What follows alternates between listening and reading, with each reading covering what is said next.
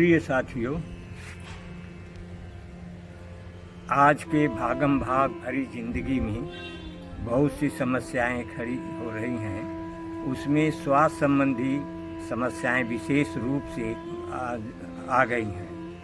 उसमें बहुत से रोग ऐसे हैं जो कि असाध्य हो गए हैं और जो आधुनिक दवाएं हैं वो लाक्षणिक हैं, वो लक्षण दूर करते हैं, रोग को मूल रूप से दूर नहीं कर पाते।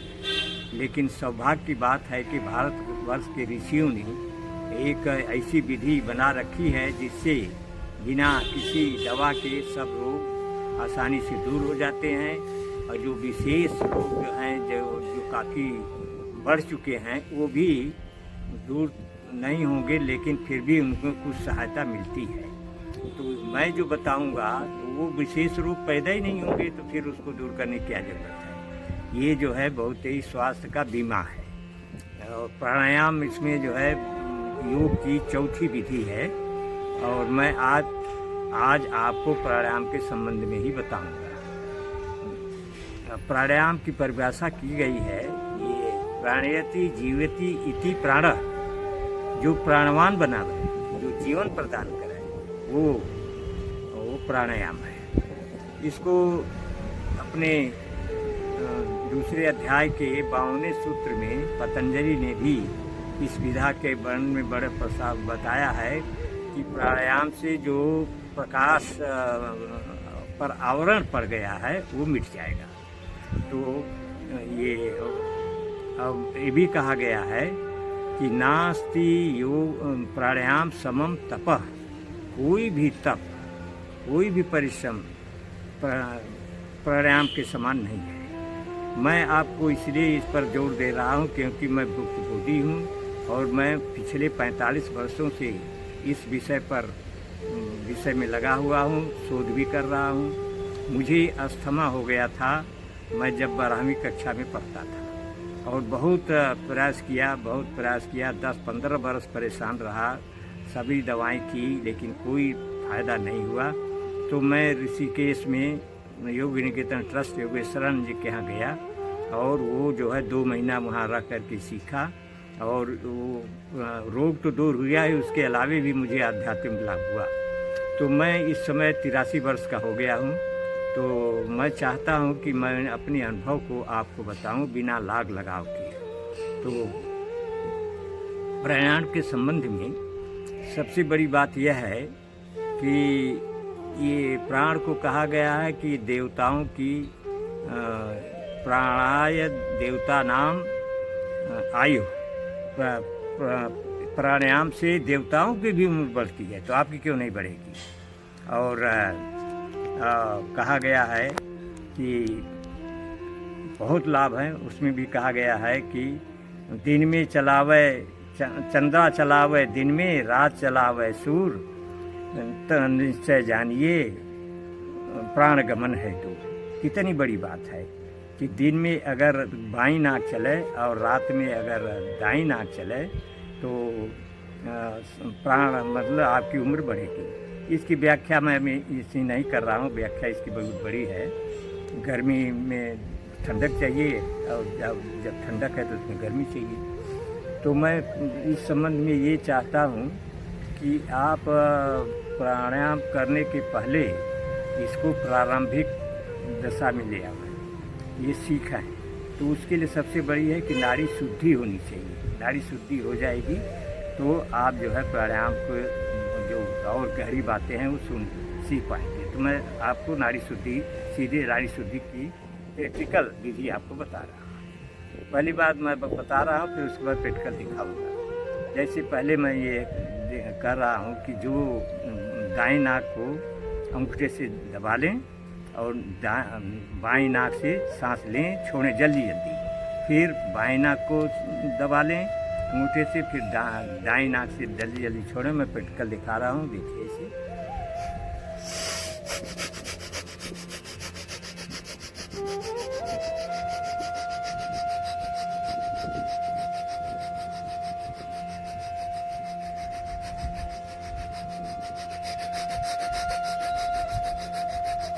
अब दूसरी नाक से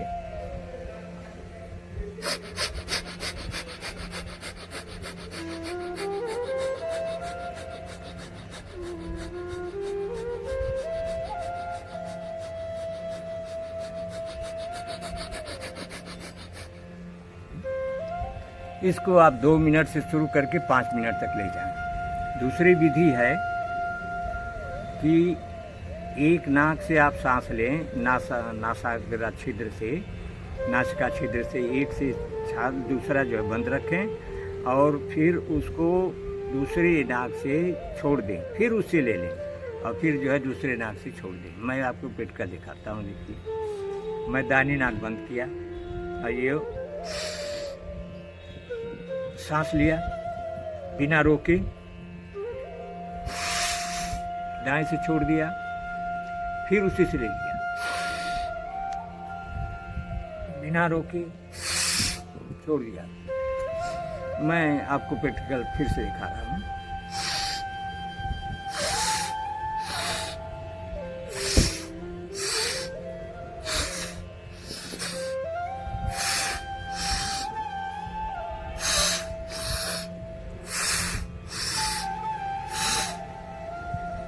इसको भी 2 मिनट से शुरू करके 5 मिनट तक ले जाएं। फिर तीसरी विधि है वो भस्त्रिका।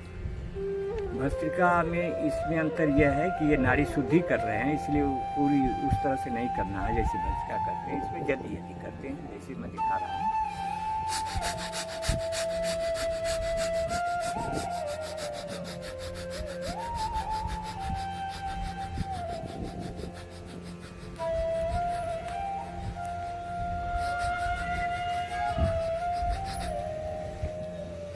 इस संबंध में मैं आपको एक विशेष बात बता रहा हूँ जो बहुत ही रहस्यमय है, जो कि आगे की विधि है।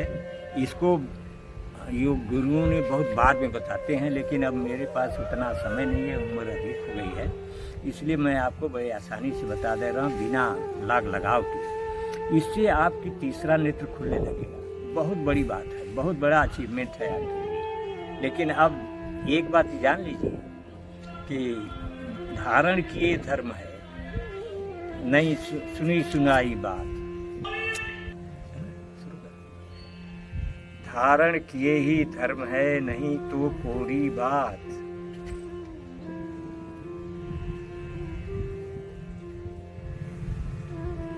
फिर से करते हैं। धारण किए ही धर्म है, नहीं तो कोरी बात। वाद विवाद में न पड़ो, लगे रहो दिन रात। तो जो मैं बात कर रहा हूँ इसको सुन करके आप धारण नहीं करेंगे, व्यवहार में लाएंगे नहीं तो कोई लाभ नहीं होगा। मैं आपको बता रहा हूँ, जब आप इसको प्रैक्टिकल रूप से करेंगे, रोज सुबह खाली पेट करेंगे, तभी लाभ मिलेगा। तो जो मैं विशेष बात बता रहा हूँ बहुत से ही रहस्यमयी, जल्दी आपको मिलेगा नहीं। मैं ये बता रहा हूँ कि इससे आपकी लोग त्रिनेत्र खोलने के लिए बड़ा बड़ा विधि बताते हैं। मैं एक आसान विधि आपको बता रहा हूँ। त्रिनेत्र आपके खुलने लगेंगे और आपको 10 दिन के अंदर लाभ मिलेगा। मैं आपको बता रहा हूँ। इसमें ये करना है कि आँख बंद करके जल्दी जल्दी जो है, पेट से नहीं सांस लेना है, पेट तक ना सांस जाए, बिल्कुल ऊपर फेफड़े से ऊपर ही सांस को जल्दी जल्दी लेना है, जल्दी जल्दी छोड़ना है। और आपका लक्ष्य जो है 10 फीट आगे होना चाहिए, सिर सीधा होना चाहिए, रीढ़ की हड्डी सीधी हो, और पद्मासन में या जिस में सुखासन में आप बैठ सकें बैठिए। मैं दिखा रहा हूँ।